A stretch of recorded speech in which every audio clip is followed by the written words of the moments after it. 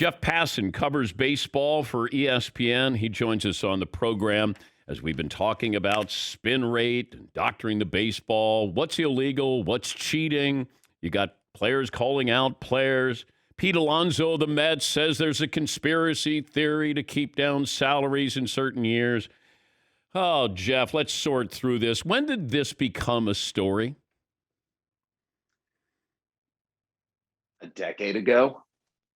And I'm not exaggerating when I say that, Dan. I wrote a story when I was with Yahoo Sports.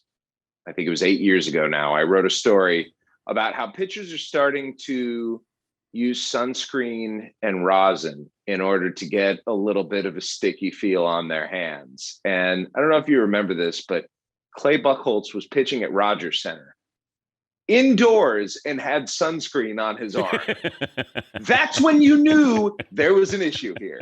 When Clay Buchholz is running his hands through his hair and he's got like Jerry curl going on in back and you see on his arm and he keeps going to his arm and there's sunscreen there in a domed stadium, I was like, okay, ball players love to cheat. Like that's what this comes down to, is it not? Is this not just a reminder that baseball players love pushing boundaries as far as humanly possible? And that if you, and I mean you as Major League Baseball writ large, give a baseball player an inch, Dan, they will take a marathon. Like that's just what they do, and how I think they're wired and programmed. And it's interesting thinking about other sports, like, is the desire to push your performance to different levels, doing things that are in a very gray area, prevalent in any other sports? I mean, I don't know baseball, or I don't know football and basketball and hockey as well. And I'd love to hear your answer to that, because I don't know if this is just a thing that's unique to baseball or if it exists everywhere. But it feels like this just started to escalate a month ago, that it got really big. And now I watched Garrett Cole last night. I tuned into the Twins-Yankees game just to watch Garrett Cole on the mound to see what he did or what he didn't do. Right. A very impressive performance by him. But now all of a sudden baseball is going to be closely monitoring what pitchers, how do they do this? What you wear? Are we inspecting you inning by inning? Okay, I want to get back first to your first question. I say 10 years. That's a little bit of a flip answer, because this is something that's really accelerated over the last probably 3 years or so, when guys graduated from sunscreen and rosin to some of these, other substances. And there have been pitchers out there, Dan, who for a while now have had their own like home brew. I mean, I have heard of one who takes like a firm grip stick and melts it down and mixes it with Coca-Cola and like cooks it inside of a Coke can. It's like baseball heroin. And they go out and use this and get extreme spin. And I think, when Major League Baseball did not crack down and essentially turned a blind eye to guys who were using increasingly sticky substances, others all of a sudden are like, well, if they're doing it, they're getting advantages that I don't have, and I don't want to get passed by. I don't want to lose out on money. I don't want my team to be disadvantaged because of this. So I'm just going to join in the party as long as the league isn't saying anything about it. And that's I don't think this is the same as steroids. I think the parallels, though, are that players felt like they were going to be missing out on opportunities, or they were going to fall behind if they didn't do it. And the league, because it didn't say anything, emboldened players to do that. How this is going to turn out, it's going to be a disaster. I mean, umpires who already have a contentious relationship with players are literally going to be TSAing them like 10 times a game. And there are going to be some players who get angry at the implication that they might be cheating. There are going to be some players who, when they get caught, which is bound to happen, are denying it. If players actually are, Dan, scared straight by the possibility of being caught, then if umpires aren't catching anyone, it's going to look like they're not doing their job. Like they're just all kinds of minefields. But Major League Baseball believes this is important enough now to make it a priority. Here's my problem with this, though, Jeff, that, we want to have more offense. Oh, we got too much offense. Now we want to have a little more of an equal footing. Oh, wait, they're too good on this side. Now we got to help the hitters. So next year, we're going to help the hitters. This year, we've helped the pitchers. Like, they're back and forth. They got to make up their mind. What kind of game do you want? And then enforce the rules. Because somebody using an illegal substance, it's called an illegal substance. Is that cheating? Like, what? It's varying degrees of cheating.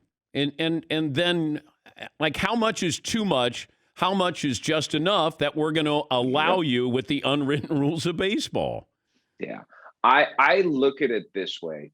If you have a rule that is written, either apply the rule or get rid of it. And if you are going to apply it and player is going to break it, then that to me is cheating. It is clearly trying to get an advantage on field over an opponent, and doing so by hook, or in this situation by crook. And in terms of baseball's helter-skelterness, I think in this situation there's actually some nobility to it, Dan, because I'm glad you tuned in to watch baseball. A lot of people aren't, and they should be. They should be incentivized to watch Shohei Ohtani and watch Jacob deGrom and watch Tatis and Acuna and Guerrero Jr. and watch Juan Soto and watch all of these really brilliant ball players who populate the big leagues these days. But the game stinks right now. And if you ask anybody, and I mean anybody inside of the sport, they will tell you that strikeouts have become too prevalent and the game has slowed down too much. And that creating some action in the game is imperative for its long-term and short-term survival. And so to do something where you make the pitchers a little less dominant, I actually don't think that's a problematic thing, even if it does continue on this trend of trying to do too much or trying to manipulate the game too much.